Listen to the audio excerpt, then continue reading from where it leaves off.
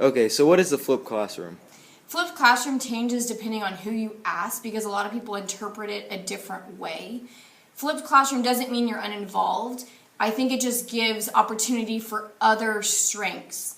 It allows a student to work at their own pace, and then it allows them to ask questions when they need. So class time can turn into a tutoring time to ask questions that they specifically need, rather than sometimes wasting time teaching stuff that they could learn on their own or they already know. Okay, Eric, what are your thoughts about the flipped classroom? Well, I think that the flipped 6 weeks that we're doing right now in Miss McAllister's class has been really good for me. I know it's about opinions, really, whether people like it or not. But for my learning style, it works really well because I get to do all the work on my own time.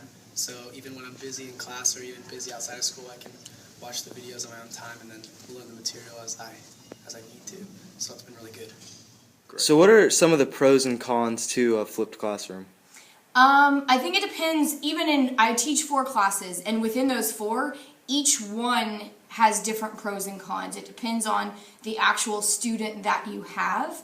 In my opinion, pros, and it's changed since last year since we've given one-to-one iPads, but a pro is definitely working at their own pace because in order for us to fit in all the criteria and TEKS that we have to teach in a school year, we go at a pretty fast pace in pre-AP, and this allows them to do it at their own pace both in the classroom and at home.